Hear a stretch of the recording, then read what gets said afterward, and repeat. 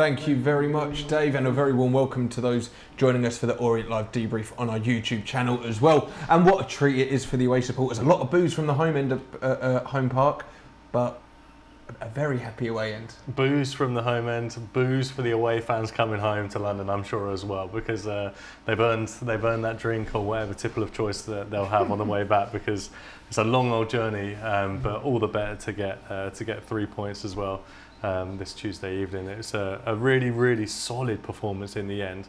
Plymouth came out at us very, very hard in the first 15-20 minutes. We battled back into the game, came off at half-time thinking this game is not going to finish 0-0. Plymouth wilted in the second half, really, and as soon as we got the goal, we just looked comfortable. And the O's fans travelled really well tonight in their multiple of hundreds, and the tunnel to get back into the dressing room right in front of the away end. And what a great moment that is. I know, second win of the season, but it's a clean sheet. It's a really solid performance against a recently relegated side. It's just delighted for everyone. Yeah, it's a great result, especially as a team that, they're up against it at the moment, but they had to come out, and the way they started, the way they weathered the storm, it just shows great character within the camp, especially with so many new faces. The way everyone's gelling and getting into Richie Welland's way, it's just so good to have that right at the start of the season and building that momentum going forward. And whilst we mentioned the boos from the home end, maybe a bit harsh. Obviously, they're yet to pick up a point this season, but they weren't that dreadful tonight.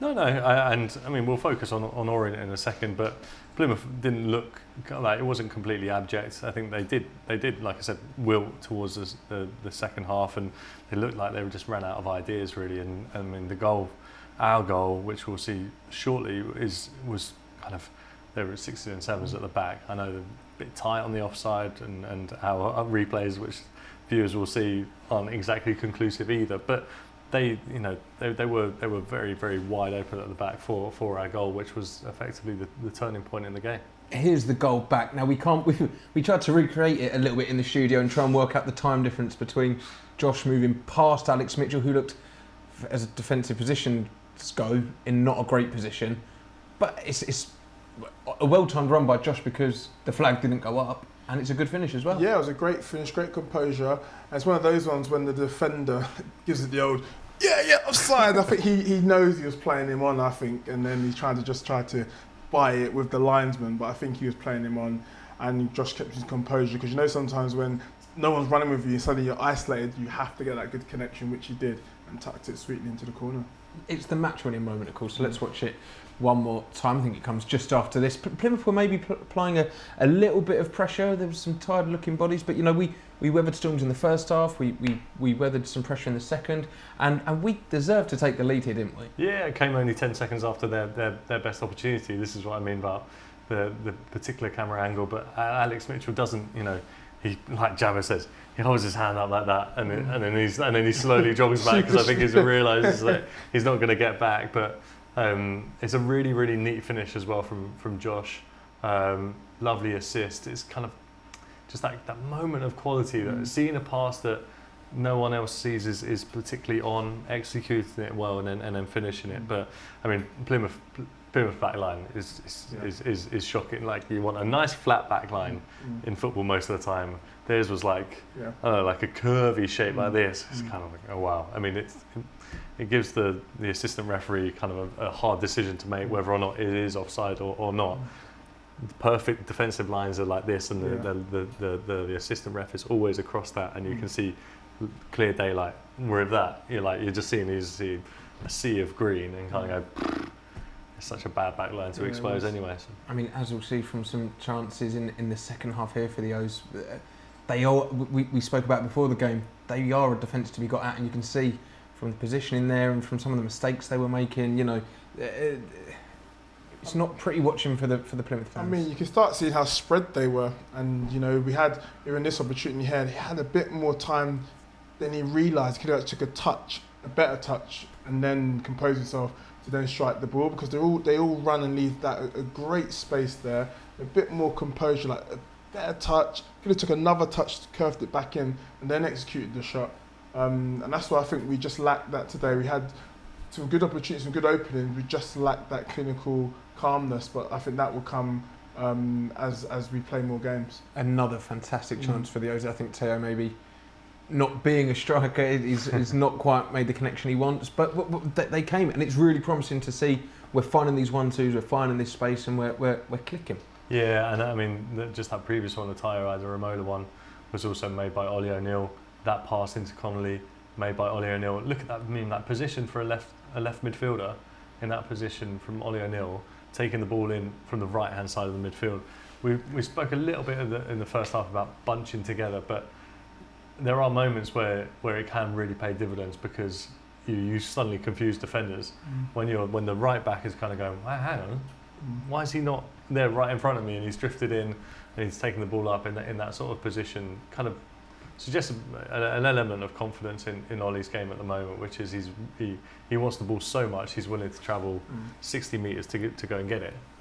Looking at some of the errors here, some of the sloppy, that comes from an attempted back pass, I think it was. But looking at those moments, do you think Aaron Connolly and Ollie O'Neill will be maybe a bit frustrated and Jayasimi to have not added to their numbers and up to that goal difference? Yeah, I think there was moments in Plymouth's errors where we could have capitalised a bit more, but the first things first, start of the season, you're getting those opportunities.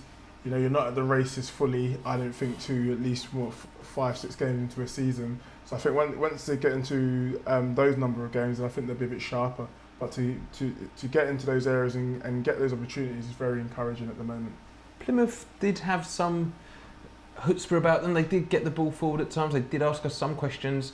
I don't know whether they maybe were toothless or we just defended well. What did you make of it? I mean, we've said this quite consistently over the course of this evening about Plymouth's performances over the course of the season. They scored 3 against QPR in the Carabao Cup only this time last week. They would have been coming off this time last week absolutely thrilled by that result. They score 2 against Lincoln and end up on the losing team, and also go down to 10 men in that game. And so they would have thought, oh yeah, well, there is something in this for us. It's their backline that has completely let them down so far this season. They really, moving forward, they need to tighten that up. But going forward, they did ask us questions, and I think that's a real positive that we can take from that, and that there was a side with a lot of attacking intent, and we've gone away from home on a Tuesday night after a real battling draw on Saturday, and also kept a clean sheet. And I'm sure that for the likes of Omar and Happy and Simkin, actually, they'll be thrilled by the first away clean sheet of the season. Always nice to get one early doors in the home game, as we did against Wigan. But this is this was an excellent defensive performance against a team that did look quite lively and quite sprightly, and Plymouth will think probably, one of these could have easily squeezed in on another day. We see goals that go in from these sort of opportunities, by which I mean just kind of slightly loose ones, but this did sum up really Plymouth right at the end of the game, trying to get into an attacking position, and just runs the ball out of play, and that was the second to last kick of the game. And, I think that's why their fans were booing at the end of the game, because they were quite bright going forward, but just when it mattered, they just let themselves down. I mean, yeah, this is not what you want to see if you're a home fan and you've paid to go, with a chance at the death jabbo. I mean, it's just miscontrolled it. Orient got away with that one there, because that's a dangerous position. It really was, but credit to their player there. He was a constant menace throughout the game. He was very positive, no matter what. They didn't shirk away from trying to be positive and trying to do the right thing. At that point, I think he's done. His legs are finished, unfortunately. He falls to his knees off the pitch. Yeah, he's cramping out. Yeah. So it's one of those ones. But I think, they were positive. I thought they went bad in attack, but we were just up to it. There were so many bodies. We covered well. We didn't try and give them a real clear-cut chance. And credit to our defending and putting our bodies on the line there. And that clean sheet tally, we've seen a lot of clean sheets in recent seasons under Richie Wellens. It's a common feature with his side. And, it looks as though 2 in 4. It's a good ratio. Yeah, I mean, these things aren't a fluke as well. Our success in League Two and being promoted from League Two to League One was built on that season with Vigouroux and goal, and having that just phenomenal campaign, keeping so many clean sheets with the backline, and most of that backline still plays to this day. Yeah. Happy, Beckles, you know, they were brilliant that season, and the step up in quality is evident. And we conceded 3 against Huddersfield on the opening day, and you suddenly think, well, you know, perhaps we are a bit shakier. And actually, you go to games like this, and whilst Plymouth asked us questions, we were the ones that provided the answers at the back. And I think whilst the attacking line will take a great deal of credit of looking lively again and looking like a quite coherent unit for the most part, they weren't perfect throughout the whole game, but I think the backline will be equally as happy on the coach home. Right, we've heard enough from you, Andrew. It's now time to hear from the match winner. We've got Josh Koroma ready and waiting for us down in Home Park. Josh, a really solid performance from the lads today, a clean sheet and 3 points, and some really good celebrations at the end with the fans. How did that one feel? Yeah, I mean, they feel like the best wins, man. I don't think going forward we was great. Defensively, we were top, and it's a great away performance. I mean, it's the best kind of wins than 1-0 wins away from home. It looked like a performance that was really hard work for not just the defenders or the midfielders, but you guys as well. You all looked very tired at the end, and that's not that's a compliment. You worked really hard tonight. How did it feel? Yeah, obviously, we know the gaffer wants us to press from the front.